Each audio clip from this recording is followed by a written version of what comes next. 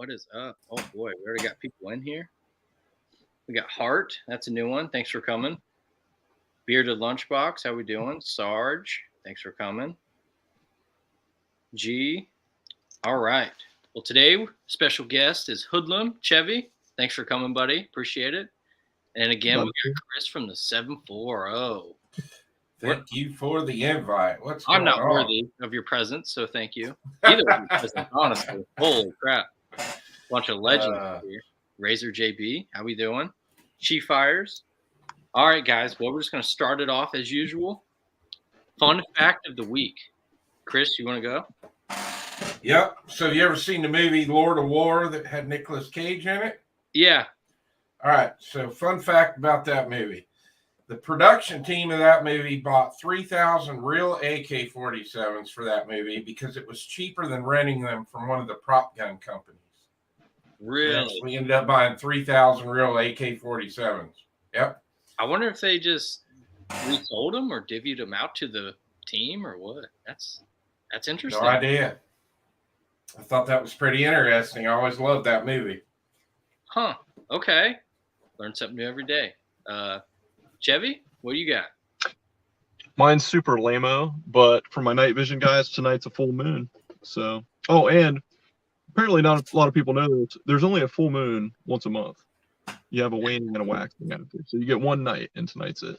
A lot of people don't know that. I actually didn't know that until a couple years ago. I always thought, we'll have a full moon in a couple days. Never. Yeah. Well, since I'm into nods now, I like to follow the moon apps where you can follow the phases and everything. I think it's fun. Definitely. You got to have it. Because without moonlight, it's hard to see even with nods. It's crazy. Well, if I want to film for stuff, it's like those digital cameras can't do crap unless you got a good full moon. We'll get into that too, the psionics. Yep. Sounds good. So mine is a crocodile cannot stick its tongue out. Okay. I'm going to tell my son that when I get home. He'll like that. All right. So first topic, USPSA. Carry optics is my choice. I enjoy that more. I tried PCC for one match, and I did terrible, and I think I was just new to it. I didn't want to try it again. So carry optics is my choice, and I'm terrible at it. I'm B class for life, B class mafia. Every time I go to a local match, I do okay. Majors, I just have fun, especially like an area match. I just have fun and learn. But when it comes to like those the classifiers, I just freeze up. I just act like I just started shooting. I fumble a reload and the mag goes flying or something. So yeah, that's my tender of USPSA. Chevy, what about you? So I'm not actually classified. I was starting to shoot USPSA pretty good right before COVID hit because I got my exoskeleton for my leg and I was actually able to move. Well, actually that was during COVID, but it was like right when you could still shoot. And, but I was shooting double action revolver, believe it or not. I just shot autos a lot and I just wanted to try something more difficult. So I was shooting in like a 1970s Smith & Wesson Model 19 with 38s in it. That's insane. So did you have like your little speed reloaders? Yeah, I ran the Safariland 6-shot speed loaders and just press them in. I'm like really close to getting classified for Steel Challenge. I need to go back and do it again. I got weekends off now, so I can do it again. But now I'll give you a heads up though. If you try to use those 6-shot guns in legit USPSA and not Steel, because Steel Challenge is a USPSA thing. But if you try to do like action pistol USPSA with a 6-shot gun, you're going to suck real bad. I found out real quick most of the stages are set up so you're at least firing like 8-shot strings. Yeah. And when you try to run a 6-shot gun, you're doing a lot of standing and reloading, and that just kills your time. So, but Steel Challenge is really fun with it. I like doing that a lot. Some people are so quick with it too. Mm-hmm. They finesse it, and they're just right back on it. I can't think of that guy's name right now, but we shoot with that one M-class guy all the time down at Briar Rabbit. Yeah, oh yeah. Guys, badass with a revolver. It's great. I think he runs. I know he shoots 9mm, so I guess it'd be an 8-shot cylinder on that, or a 9 maybe, 8 or 9. Probably. Is it the Smith & Wesson 929 that runs the 8-shot moon clips? Yeah. It's probably 929. I want a 929. They're just like $1,200-$1,500, and Yeah. I haven't spent the one because nobody else shoots wheel gun anymore. But man, they're cool. So with that double action, do you change the trigger? Do you polish anything? What'd you do to yours? Dry fired it a lot. Just wore it in? Yeah, it was an old gun. I bought mine from a pawn shop for $500, and it was in really nice shape. And I just shoot it a lot. But the Model 19 was known as the Combat Magnum. Okay. So it's a big old heavy revolver. I changed the grips, which they call stocks. I did put a set of Jerry Michalik race grips on it. Nice. And now my speed loaders actually fit when I try to load it with the stocks. The stocks. I could barely get my speed loaders in the gun without it hanging up on me. Okay. Well, Jerry Mitchell and his wife are very nice, by the way. I screwed up and ordered the wrong grips the first time, and these are like over $100. And I just ordered the wrong ones. And his wife Kay sent me an invoice back and was like, "Oh, don't worry about it." And they sent me the other ones back right away. It was pretty cool. Really? Okay. Yeah. I They didn't had know their I didn't know they took care of everything. Yep. It's like they were actually dealing with everything. They probably take more pride that way. Yeah. Yeah, they're real. He has a Smith & Wesson 19 here. Oh yeah, I love the 19. Chris? Yeah. So do you enjoy PCC better than Carry Optics? Oh, 100%. Yeah. Yeah, I'm just more comfortable with the rifle or carbine, you know. Obviously we saw what happened to me last weekend trying to shoot my first match of the year in Carry Optics, but we'll let you talk about that next week. I want to say Oddball's out there, man. He's got a great channel. Thanks for coming on, man. He just did an awesome 3-video series on the SIG V crowns. Okay. Doing ballistic tests with them and water jugs. Really? Cool videos. Yeah. Okay. I'll have to go watch that after this. Yeah, I'll send you a link to his channel, man. You got to sub him, man. He's funny as hell, man. It's like a comedic gun channel. It's fun. Okay. Thank you. But yeah, so PCC, is it because you have more points of contact, more ammo? Because all right, I'll just be honest. Every time that you shot PCC and I see you take off that belt, I just get so jealous. Every time you I'm not gonna lie. I mean, that's my favorite part. Is you finish your stage, you clear, you flag, you have that thing up, you put it in that bag, and I just hear Velcro, and I'm just like, man, must be nice. Yeah. I'm over here like holding my hips. Man, this thing's in my way. I have to sit down. My mag's poking my fat. Like, my biggest thing with PCC too is, you know, because I have those hand tremors, and it got a lot worse after I got COVID for the second time, and so the points of contact do help me a lot to be able to. Okay. You know, if anybody watches my videos, if you watch real close when I'm shooting a handgun, you always see that gun shaking a little bit. I can keep it pretty well under control, but and then, you know, you add the stress of the match to that. Yeah. And but yeah, I'm just more comfortable behind a rifle than I am. I love shooting handguns, don't get me wrong. And I want to keep getting better at it, but for a competition setting, I'll probably always be a PCC shooter. I think I'm going to try PCC again next year. I'm going to try it. We'll give her a shot. I didn't like that Seymour dot I had. I think it was Mac's PCC. Remember Mac? Mm-hmm. Yeah, I think he let me borrow it for the day. Yeah, that SIG MPX? Yeah, Dogwood Valley. R.I.P. Dogwood, man. Oh, shit. That was back when he was still shooting CZ Scorpion. Yeah. Man, I miss Dogwood. But anyways, yeah, he had the Seymour on it. And when I found it, I could hold it. That's fine. When I was transitioning and punching through, I'm like, damn, where's this freaking dot at?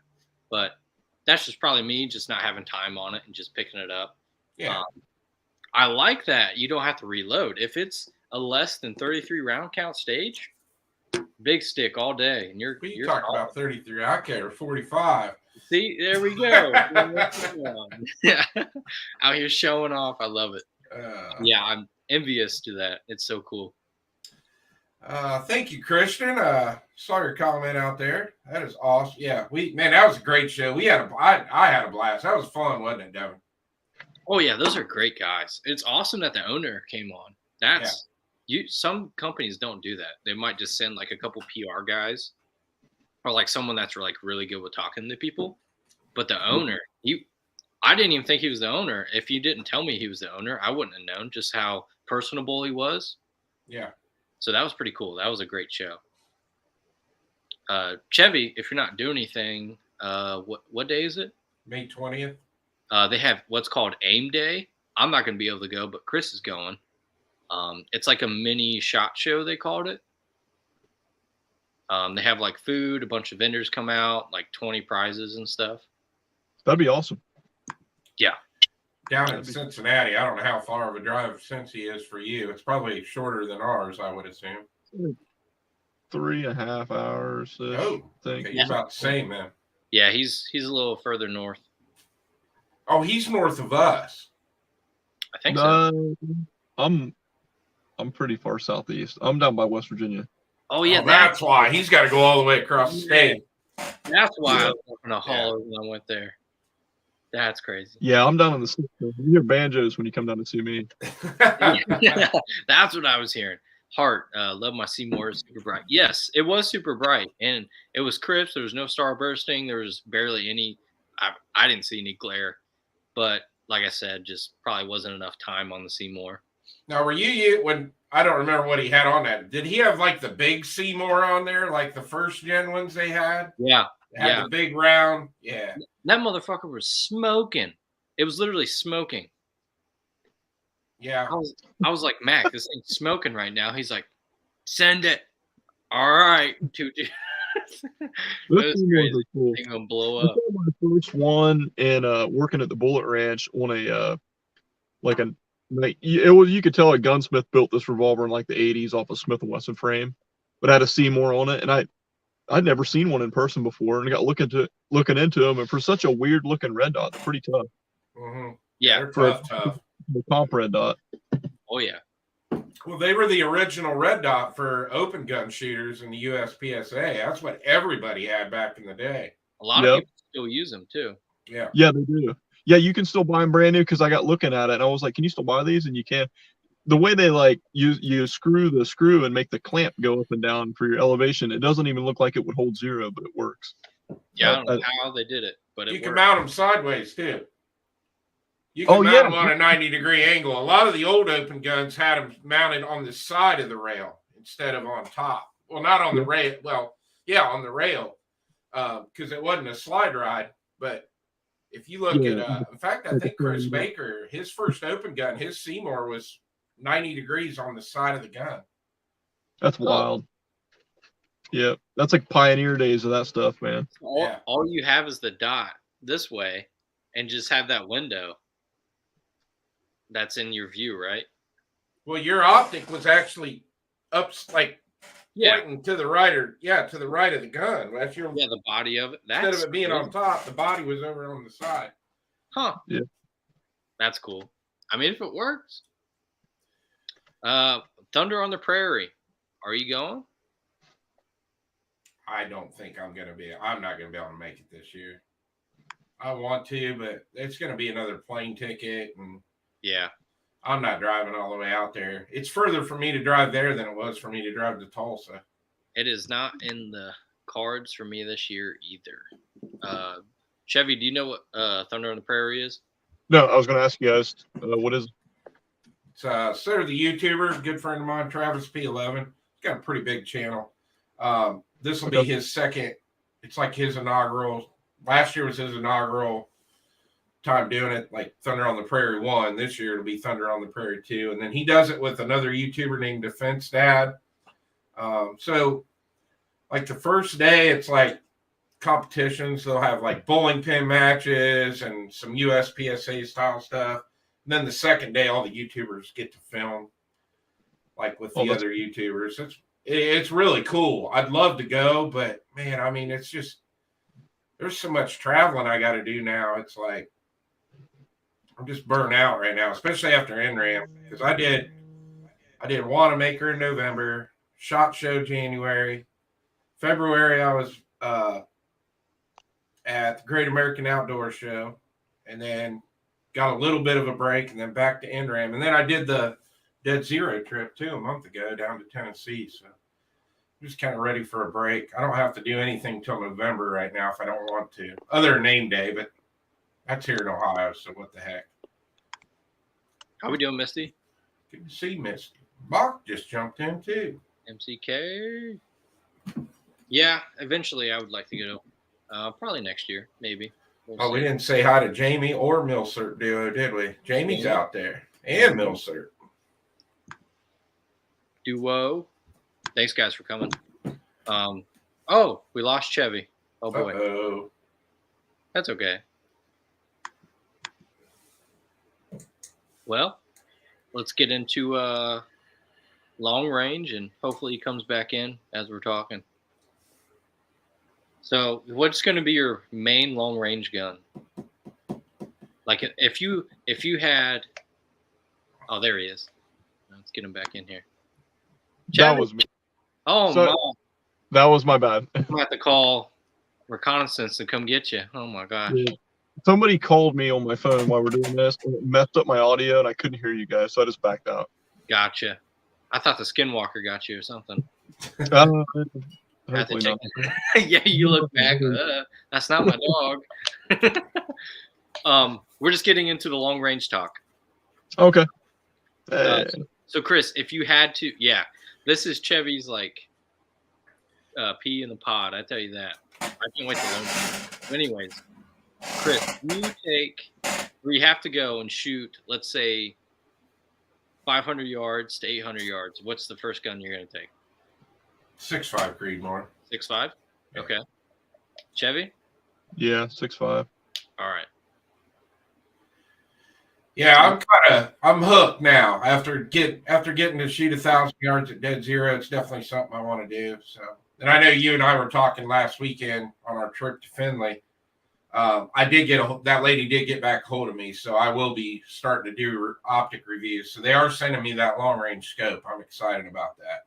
Oh shit. So I think what I'm going to do when I get that, that's going to end up, I'm going to take the Vortex Viper that's on my 308 now. That'll get switched over to the Valkyrie. The new scope that's coming will go on the 308. And the Athlon is going to go over on my 6.5 AR-10 because that Athlon's my favorite scope out of my scopes that I have right now. So is that a prism? What, the Athlon? No, it's like it's an 832-56, I do believe. Damn. That's what I had on my Valkyrie at Dead Zero. Okay. So, well, what scope do you use, Chevy? I got a few. Okay. I'm gonna go back though. When you asked me cartridge, I said 6.5. I love my 6.5. Okay. But I gotta say, my new favorite rifle to shoot long range is my heavy 223. Really? Dude, it's Why? like shooting. Because I was zapping 12-inch plates with it at 1,000 yards like it was nothing. Really? And there's no recoil, and it's hearing safe with my can. That's cool. Is it a bolt gun? Yeah, Remington 700 action. Yep. Yeah. Now, there's not a lot of power at that range. Don't get me wrong. It can't do what a 6.5 can. But it's cheaper to shoot, and it's probably going to be my new favorite match gun. Gotcha. Yeah. Brandon? I won't be able to hang with open guns, but, right. You know. Brandon, thanks for coming in, man. Stay for a while. That is actually a really good buddy. I met him in the academy. Sweet. He's a cool dude, solid guy. Actually, I would like to have him on too eventually. Brandon, I'll get a hold of you after stream and connect with you. Thanks for coming on. I really want to get into that. I need to learn more about all these long ranges. Like I said recently, I think the longest I've actually I know the longest I've ever shot was like 200 yards. I never shot past that. I never really had a reason, but all that stuff is so intriguing because the littlest thing could change everything. Oh, dude, I could get you out to 600 on your carbine with a dot. Yeah, That'd be pretty nice. you're lobbing them 400 feet. And I'm not talking about shooting full-size dipsticks. I'm talking about like 2-foot targets or something. You could get hits. Fairly consistent. Yeah. What about a 300 Win Mag?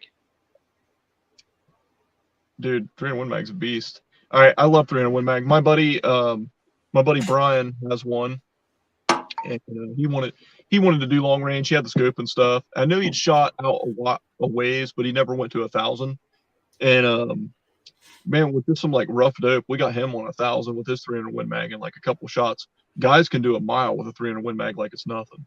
Nice. 300 Win Mag's no joke. It's a powerful cartridge, but I like big cartridge guns. I don't own any really big cartridge guns because they beat you to death. I really like to target shoot a lot, and the big guns just beat on you, and they're expensive to shoot. Yeah. So, big guns are cool, but I prefer. Well, I just told you my favorite gun to shoot right now is my 223. The Valkyrie? No, just a 223 Remington. Oh, your bolt gun? Yeah. Yeah. It's fun to shoot. I hope Jamie has that 300 Win Mag ready by the time we go to Dead Zero the next time. That'll be awesome. Yeah, I'm always I don't know if I want a 308 or if I want to get a 6.5 and be that dude and just full send. Here's what you do. Buy both. But because I got both. Jeez. I have a 308, 6.5 Creed, and I got 223. All fun. I'm gonna suppress either one. 6.5. What can could I use for that? 30. Just use a 30 cal can. 30 cal can. That's what I do. Yeah. Yep. Oh boy, I'm gonna have to buy another can. I have to wait another 298 days. Yeah, I think what I'm gonna end up doing is I'm gonna do the same thing Jamie did. Jamie just bought a Ruger Predator, Ruger American Predator. He put it in the Magpul stock, and I believe he had that. I told you he had that arc and scope on there, and that was all he needed to get that gun dialed out to 1,000 yards. So, Man, Oh yeah. I got to get into it. What do you got? 6 arc. See, yeah, that's the second time we've seen that. Chris, is that the round you were talking about the other day? yeah, I think that's the one. I think I'm gonna scrap my Valkyrie. Just take the barrel out, rebarrel it in 6 arc, and get the bolt carrier group for it, and just be done with it. Seems like I'm tired of messing with the Valkyrie at this point. Seems like every year a new 6 something comes out. Yeah, because it'll be cheap. I mean, it'll be a pretty cheap conversion for me. I will have to buy dies and everything to reload it and build up some brass. But, back to like you were talking about 300 Win Mag, you definitely going to want to be a reloader if you're going to get that. Yeah, I'm not getting that. That's going to cost you some bucks buying That's factory ammo for that gun. I think Jamie's right. I'll probably just have to full send and be that guy and get a 6.5. And just call Jamie said he saw the Predator today on sale for $449. Really? Dang. That's a heavy barrel gun too, the Predator version. Yeah, there he said it exactly. Saw that one. Nice. That's cheap. Yeah, it is. Yeah, I'm definitely going to get into that next year. That's going to be stuff I want to focus on more. And then long range with night vision. That would be interesting. Yeah, I know. I want a PVS 30 really bad, but man, Oh my gosh, yeah. I don't want to spend the money. Get one for a 5-finger discount somewhere or something.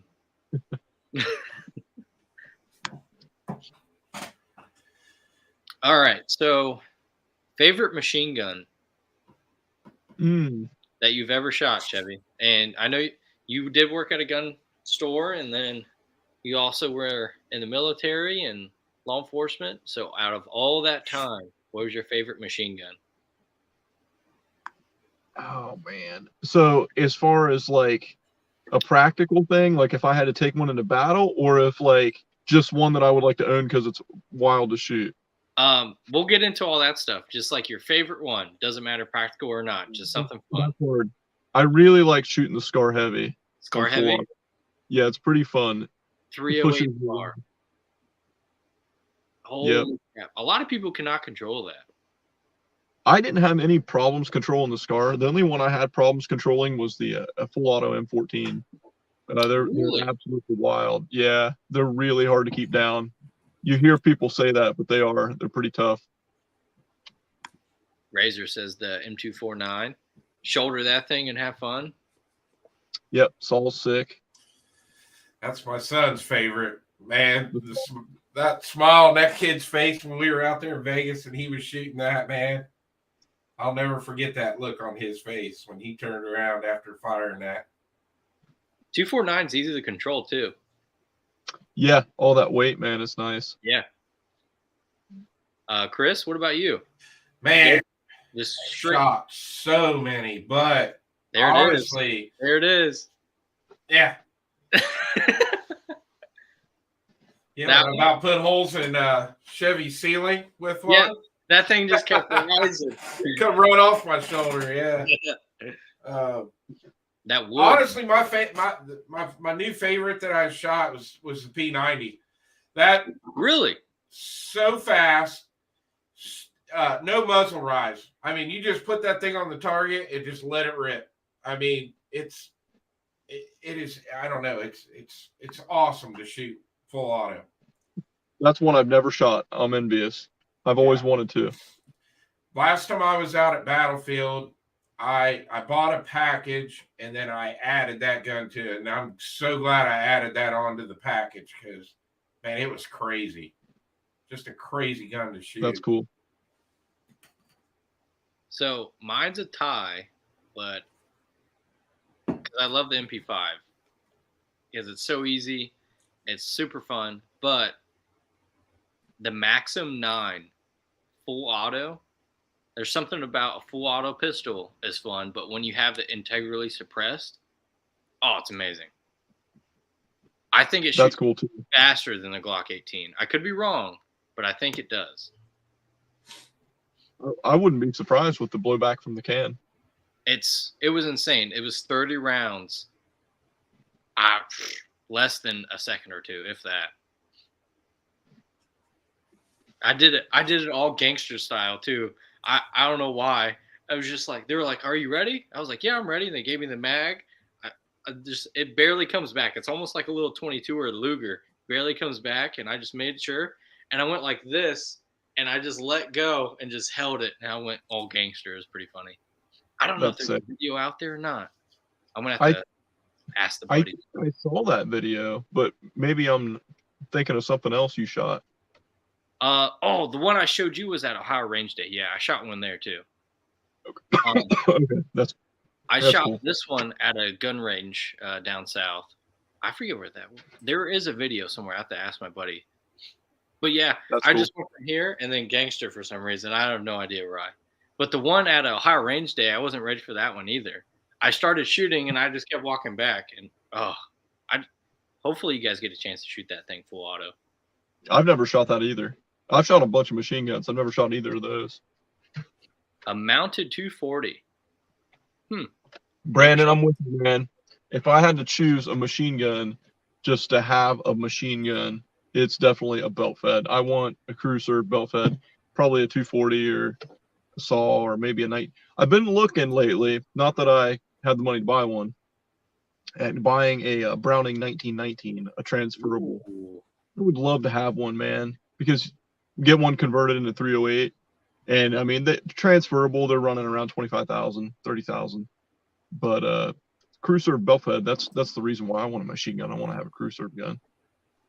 Mount that stuff, make my pickup truck into a technical. That's what everybody wants, right? That'd be crazy.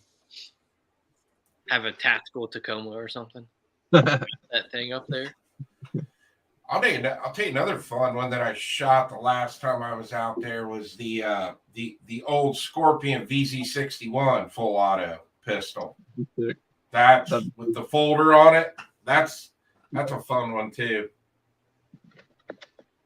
You got to watch especially me being left-handed. You got to watch where that thumb's at because that's got a reciprocating Yep. charging handle on it. I hit my thumb off one too, but in pistol version. Yeah. It only took a second, and I was like, "Oh, I got to move my hand." One of the most awkward guns that I shot full auto was a Scorpion. The Scorpion is in 380, and yeah, the way you put it in, the mag has like a little T shelf. They have to well, insert. that's what I was thinking of. What? That's what I was thinking. Chris was talking about. I'm thinking of a different gun. I'm thinking of the Scorpion. Oh, yeah, I think Chris is. No, this is the old like Scorpion pistols from. It was called the VZ61, I do believe. Yeah, I think that's the same one I'm talking about too. Okay. Sorry, I didn't mean to interrupt you. But yeah, I've shot the pistol for him. It's sick.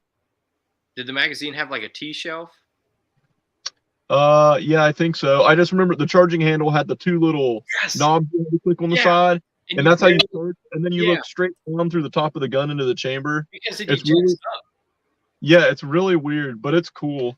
And you can only put your hand in one position. If not, you're either losing a thumb or it's going to jam.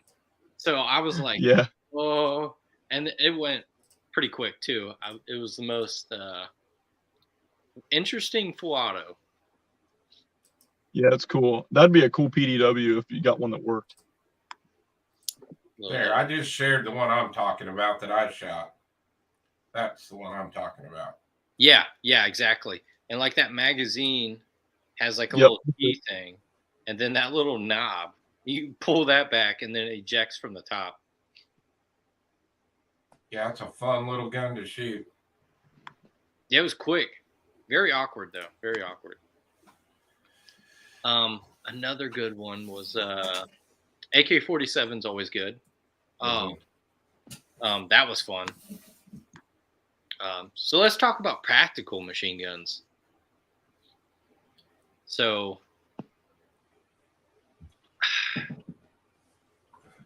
I would think a burst would be more practical than a full auto. That makes. What do you think, Chevy? Unless you can control your full auto. In a full power cartridge or a 5.56. Not pistol. Yeah. If it's like 5.56, 7.62 by 39. Because even like those big mounted guns, they want you to do short burst anyways. Yeah. Bell feds, I want full auto so I can do bigger dumps, but I'm with you on I don't want to say battle rifles and fighting rifles. 3-round burst is probably better because you're going to dump in battle rifles with 20-round box mags, you just dump them instantly, and they're really hard to control. They're really hard to control unless you practice a lot. You're not good with them. And if you let off the trigger within that time frame, you might have 5 or 7 rounds left, and at that point, when you hit them, it's going to be empty instantly almost. Yeah. Burst or full auto for me is pointless other than suppressive fire, support by a fire scenario. Other than that, Alva-T fun. Yeah. Yeah, I would pretty much agree, except for sub guns, like PDW. That's exactly what I was going to say next. MP5 for entries and stuff, which the MP5 is getting dated. I just love it because they're cool. Yeah, now it's the what took over the MP5? Is the MPX or the MPX, the B&T, and then there's something else. The MPX is a good machine gun. Yeah. Oh, Vector. The Vector is kind of cool. I've never shot a full auto Vector. I have not yet either. I want to. I say that I've never shot a full auto MPX either, but I have shot SBR ones pretty fast. They're cool. Maybe that's one thing we'll have to do. We'll have to find a shop.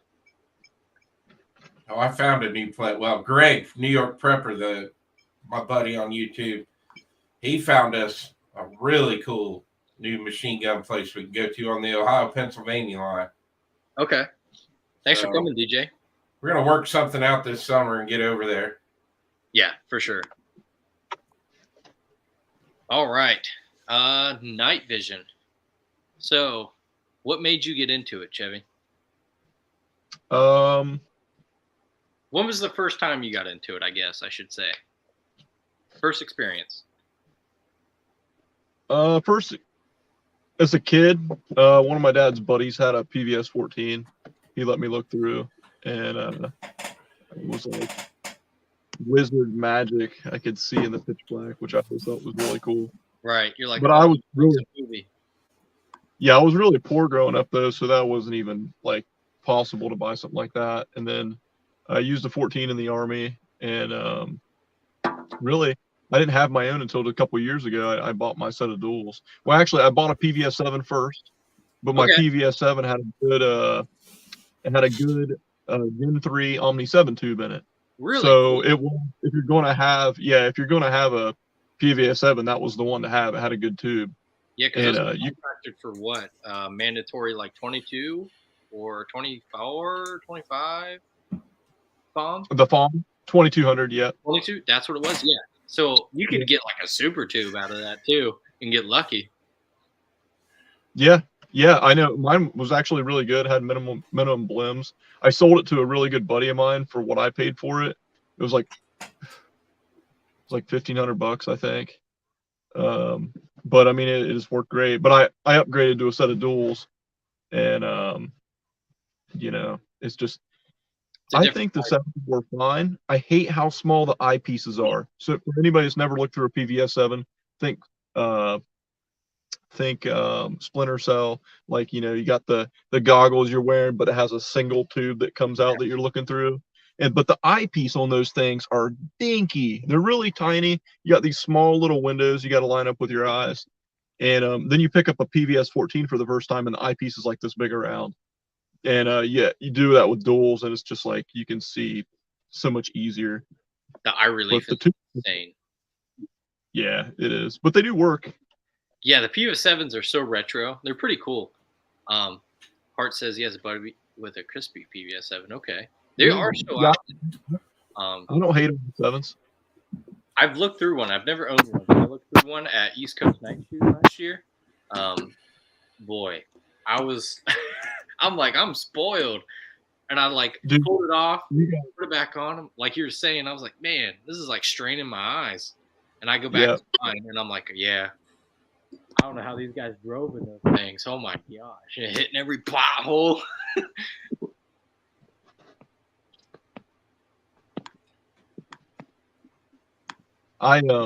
So my the setup, and you can tell everybody what you have too. What I upgraded to was a Turnus housing from Low Light Innovations, and basically what it is, it's a 3D printed night vision housing that holds 2 tubes, and this housing holds 2 PVS 14 tubes, so you can choose what you have in it. And I bought 2 green tubes off him, and they happen to be Omni 7s as well, so they're minimum 2200 FOM, which is good. And now I do got a nice blim right in the center of my left eye, my non-dominant, but it's pretty small. I think it's a aim point burn or something. Probably. But I got them, dude. I got my whole duals and everything for $4,000. That was back when he first started his company, and he was kind of in beta, and I was like one of the first people to get one of his housings. And I just sent the guy $4,000, and he sent me nods, and they work. And he actually later upgraded me to his new housing because he improved some stuff on his design. He just basically made the threads a little nicer and stuff on all the glass and everything where they screw into the housing. And nice. It looks a little, but they're made out of nylon 12. It's a super high quality 3D print, like suppressors and stuff that are 3D printed. It's tough stuff. I can't say I've spiked mine on the concrete or anything, but I've definitely base planted into cars and stuff, and they didn't break. So they're pretty decent. A lot of guys are against the whole jet printed or 3D printed or whatever you want to call it housings, but most of the time the companies usually have a lifetime warranty on the housing, or it's like a titanium or a jet polycarbon blend or something. So it's not some rickety little plastic. No. It's pretty firm. I've literally smashed mine on a door frame. Getting in and out of cars on a door, nothing. I haven't dropped it yet. I hope I never do. My goodness. One thing to think about too is articulating housings are going to be more fragile than a fixed housing, you know. So, and if you guys don't know what I'm talking about like a dual. I should have brought them. I don't know why I didn't bring them up here. You got yours up here. Okay. So like the articulating housings, you flip them down and you can rotate the tube part up so they can be out of the way instead of flipping them up. Articulating housings are super cool. Like they're Gucci and they look awesome and they fit really close to your head. But you just got to think, guys. There's a pivot point where those tubes pivot back and forth. They're just going to be more fragile. Like the housing I have is it's a fixed bridge, so they just flip down and they're there. And then when I'm done, I got to flip them back up. They don't pivot out. Right. So, theory, they should be more durable. You know, I have seen some broken articulating, but you can break all of them. So, oh yeah, I bought what I could afford.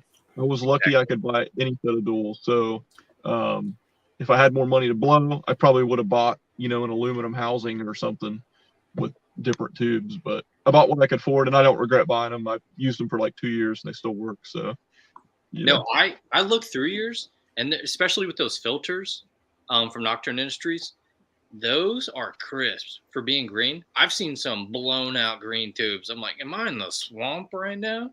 But no, dude, it might have been because it was a full moon, but those were, I hate to say it, but almost better than mine, honestly. I was like, no way. And then you took the filter off, and you could barely tell. Are you talking about when you look through mine? Yeah. Or something? Yours are crisp. Yeah. Yeah, they actually work really good. And Hart mentioned Low Light Innovation has a really good battery life. Yeah. Dude, you can get like 40 hours plus from one CR123. Yeah, with Nocturne Industries, I think it's about the same. On board is like 40 hours, and then with the battery pack, if you have access to one, it's like an extra 60, so you can have almost like 80 to 100 hours. That's crazy. Yeah, it's crazy to think, because you know, if you're like digital cameras, like they go dead in an hour. Then you got a night vision goggle that you can literally walk around with all week turned on, and it won't die. It's pretty sweet. When it comes down to, a lot of people, like you mentioned earlier in the back chat, people get intimidated by other people with night vision, and I hate that, because they're like, oh, I just have a PVS 14. Like, bro, you have a freaking superpower. Who cares? You can literally still see at night. Green, white, doesn't matter, man. You still have that superpower, and you can LARP at night, I guess. Who cares? Someone has panos that are $40,000. That's cool. Ask if you can see them and use them. If not, oh well. You're at the same level. It's just the only difference is like field of view and maybe more clarity. That's really about it. You can still see at night. Oh, I could still do the same work I could do with my duals with a 14. When it came down to it, I think a 14 would probably be your best bet, because it's easy to take off and on. You can just wear it with like a little head cap.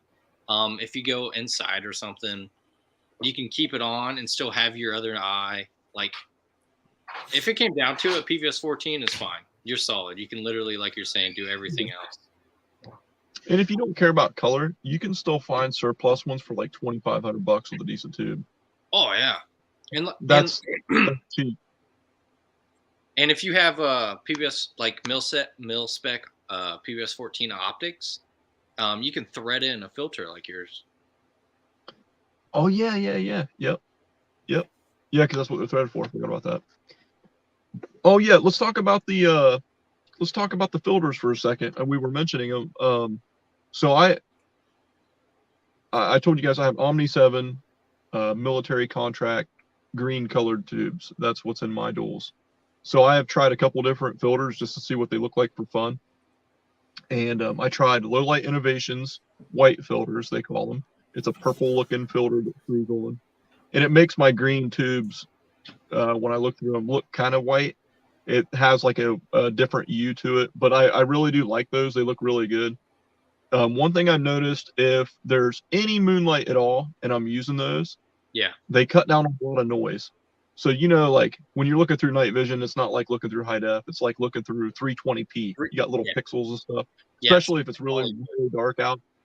Yeah. So there you have that noise. When you put the filters on, it cleans up that noise a lot. Like Yeah. it looks really crisp and clean. But if it's on a night where it's like overcast, it's raining, and there's no moon, if I put those filters on my duals with no manual gain, it's dark. Like I take them off. It's dark, dark. But if I have any ambient light at all, like it's some stars, usually the filters are really cool. They make everything look a little more crisp. And then I tried Nocturne Industries black and white filters Yeah. and they actually legit make the picture look pretty much black and white. They're cool. And they clean it up too. But same thing, if it's really, really dark and overcast, I usually pull them off so I can get some extra light in there. I wish I knew about the focusing caps sooner than I did. I really did. Because for a while, for some reason, mine was not holding focus for some reason. I have no idea. But now that I have those caps on instead of a filter or anything, it just holds it. So I don't really have to focus anymore. I just put them on. I don't know if you have that problem with yours, but mine were always out of focus for some reason. I might have bumped them or moving them around. I might have undone it, but I never, when I mess with the diopters. Did you ever have that problem? Not really. I typically, you talking about your infinity focus or back by your eye? Infinity. The infinity. Yeah. So, yeah, the part back by your eye. What's that called? The part that you look through. It's a fancy word. Yeah, I'm brain fart. But anyway, you know what I'm talking about. They got like numbers and stuff on them. Mine had the little dots for witness marks. Yeah, so like I set those. Mine are on -2. I don't know if that's like a thing with everybody, but like it's really clear for me. And then I look at the stars and set mine to infinity. Might be something to do with the threads on mine because they are kind of stiff. So when I set them, they typically stay there and I don't bump them. So mine that being said, -4 and -4. Okay, that's cool. Yep, mine happen to be on -2. But everybody's eyes are different. It's just like setting up a scope on a long range rifle. Right. So I've looked through buddies' rifles before, and it was so blurry I couldn't see crap. So looking through rifles, Chris, you have night vision scopes, don't you? Yeah, I have 2 of them. So, and you've looked through my night vision, right? No. No? Dang, I thought you have. Well, crap. There goes that question. I was going to ask you, what's the difference, or which one would you like better? But tell us about your ATN scope. So I got the X-Sight 2 HD on one of my 223 ARs, and then right now my 4K Pro is sitting on my 6.5 Creedmoor. They're cool. I mean, the reason I got into it was back when I was coyote hunting a lot. When I got real serious into it, I just didn't want to use lights anymore, and I got into night vision, and it just gives you an extra advantage over the coyotes, you know. I never liked using the lights. I mean, that was a cheap way to start hunting. And I mean, if you look back through time, that's what everybody did for years. But if you can play the wind and you get the wind figured out, you get a good stand. I mean, nobody knows you're there. That's what I like about having night vision on a rifle at night when you're hunting. Right. So, yeah. I got a yote in my backyard I need to take care of. He's going to try to get my livestock. Yeah. Go get him. On live. Just kidding. Just kidding. He was just in my backyard just like 2 weeks ago. But, you know, my gimpy butt without my robot leg on was like limping through the house with a rifle in my underwear trying to shoot him through the window. That's some like Griswold stuff. But, you know. So speaking of full moon, so these things under a full moon, this is a Psionics camera. So it's a digital night vision basically. So under a full moon, these things do wonders. And you can change it from color night vision instead of like a purple or blue tone. You can change it to green. You can also change it to just full on color. So it's pretty cool to have these to capture a lot of stuff. And then there's also, you can have cameras that are into your tube. So this is the Grec X night vision. It just literally clamps onto your tube, and you just record everything through your tube. It's pretty cool. I think we lost Chevy again. Oh boy. Now that Psionics camera, does it have any kind of zoom on it? So it does. It has, I think, 2 times, and you really have to use that focus to almost a fine point.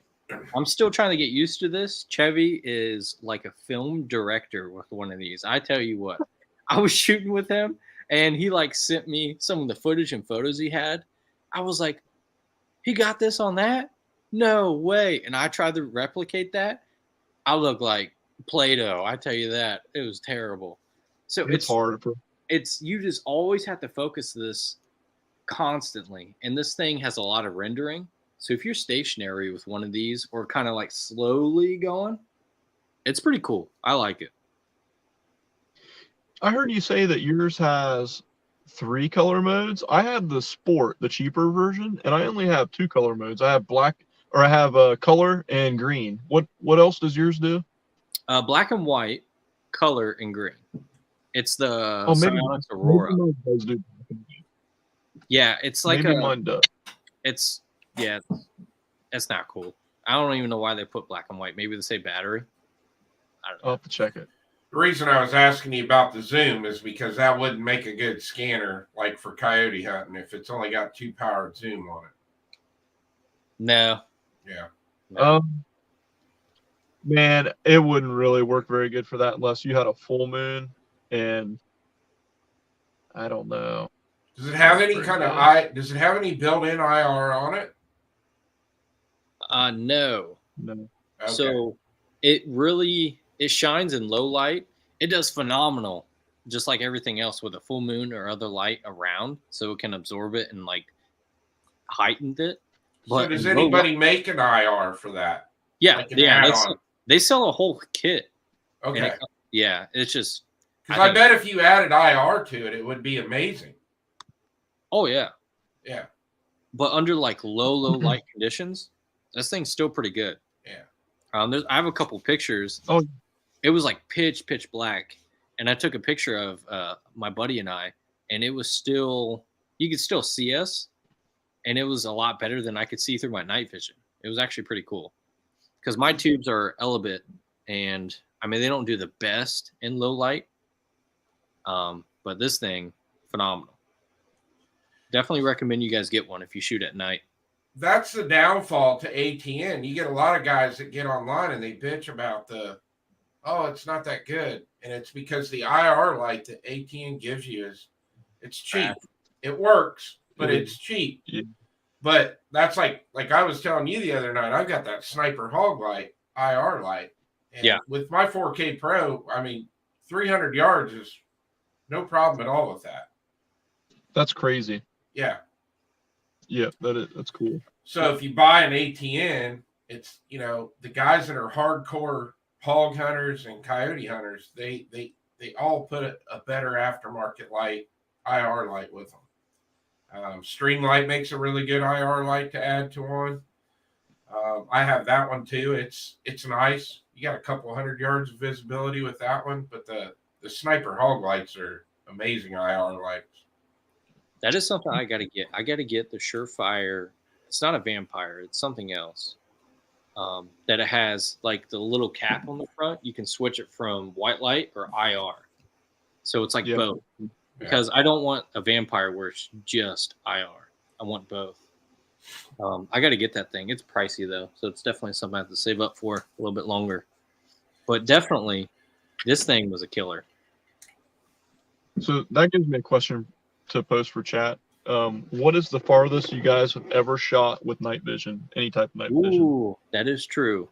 Animal or target? Nice. What about you, Chris? You said you were shooting 300 yards, dude. That's impressive. No, I could see 300 yards. Oh, you could see. Yeah. Okay. 120 yards is my furthest shot with night vision at night on a hog. Well, and to be fair, shooting an animal is a lot harder than shooting a steel target. Yeah. I've never been past on a coyote. It's always been 100 yards or less. But I did kill a hog at 120 yards with the X-Sight 2 HD 18. Okay. Here we go. That's the furthest yet. That's crazy. I've shot out to 400 yards at Rainers and at night. And to be clear, though, Rainers does not allow people to shoot at night there. I just sweet talked them and asked them if I could, and they let me. Just let me send a shot real quick. Yeah, they didn't care. But yeah, I took out to 4, and it was extremely difficult with my duels. It was an overcast night. I was using a D-ball D2, a Steiner D-ball D2, which has arguably, I think it's the most powerful civilian IR unit you can get. That, I mean, the focus on those things are insane. It's the big one that you could like literally use for a blunt object, right? It's a brick. Yeah. And yeah, I've grown to love it. They're phenomenal IRs. It is a chunk. It makes my rifle heavy, but man, I mean, I was shooting a suppressed 5.56. Yeah, 400 yards. Their 375 yard target hit more because I could see it a little more. Right. But shooting stuff that far with night vision is so far fetched. I was only making hits because I knew where the targets were. Okay. It was so dark. Even with my illuminator, I was lighting up the woods where the targets were, but there was no contrast to see what the target was and what a tree was. Right. And I was getting hits just because I knew where they were. But, you know, and you would shine your IR laser over the target and it would kind of reflect back for a second. You know how they kind of like brighten up? That's how I was getting hits, but it was pretty difficult. But I made hits at 400 in the pitch black. That was cool. That's insane. Not a lot of people can say that. I think I did. Actually, yeah, I couldn't hit 150, but I'd done 100 on steel. Like you're saying, I couldn't see the 150 for some reason. I had my duals on. It was like getting washed out or something. A lot of people get it's like a misconception because they see like Hollywood or they see a bunch of like these movies and they almost have like perfect vision and they're like superhumans. No, even with night vision, it's still hard to see sometimes. Yep. And I couldn't shoot it. I couldn't hit it. But 100, as farthest I've gotten. I would say realistic night vision engagement where you can see stuff and know what it is like 50 to 100. You know, depending on the condition. You can shoot a lot farther. But... Chris, where'd that go? Oh, hold on. I was going to show it. Yeah, I was going to show you my IR light that See you, DJ. Thanks for coming out. I appreciate it, buddy. Give me a sec. I'll pull it back up. Ron, thanks for sharing that, buddy. Yeah, tomorrow at midnight, I'm closing down the pre-order for the Death at Dusk. Patches are all sold out. Stickers are all sold out. Only a couple mags left. There's a bunch of T-shirts you guys can order, though. Here is that light. Yeah, that's my IR that I use. Okay, so that is the people that were at NRAM, the Hog Hunter. Yeah. Okay. That's a massive light. I mean, it's huge. Looks intense. Yeah. I think that's $200 for the IR module with it. No way. But it's cool because you can convert it to, you can use red, green, or a white light, but you do have to change your module. But yeah, that's an amazing IR light, like for night vision scopes. That's the one you want to get right there. So it comes with different tails. Okay. I'm definitely going to have to look into something like that if I use a push button on it. Now, if I was actually using the white light or the green, I would get it. I would get one of the tails on it, but thanks for posting links, DJ. I appreciate it.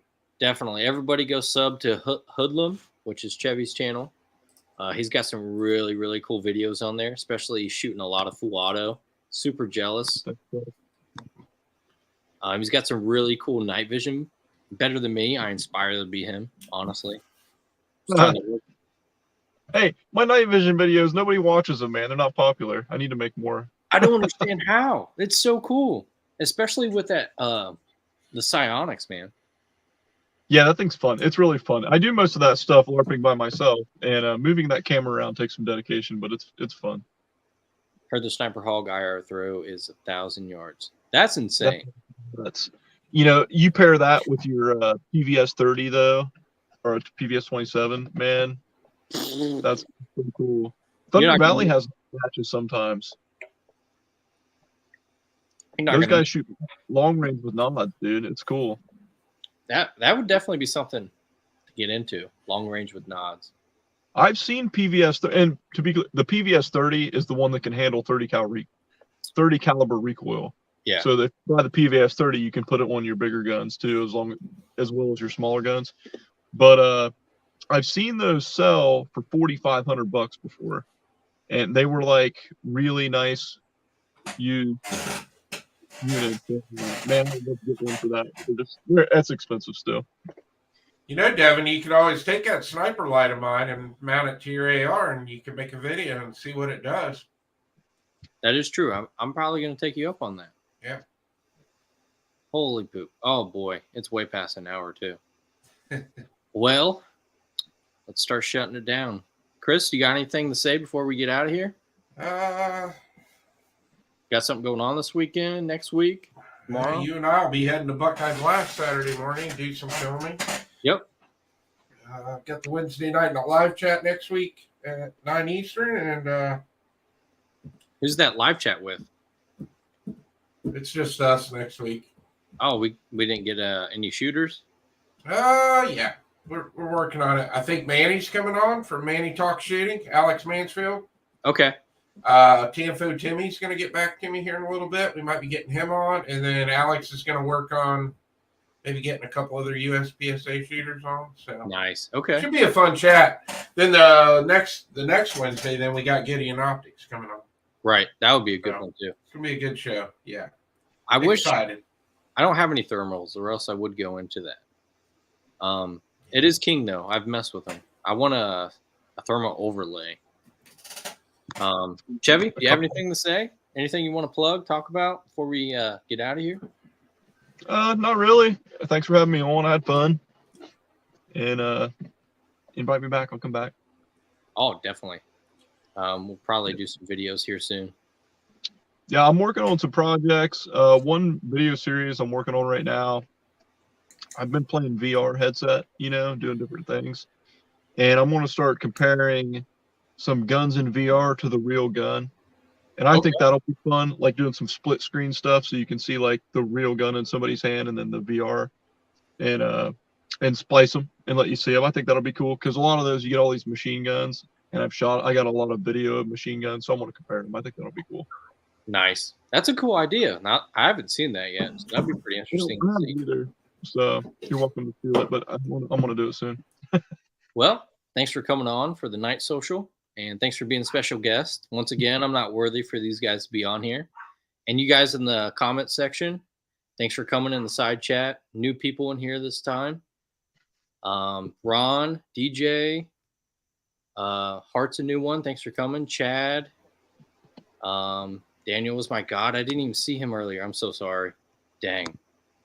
G, everyone else that's been coming on that I didn't mention, I really appreciate it.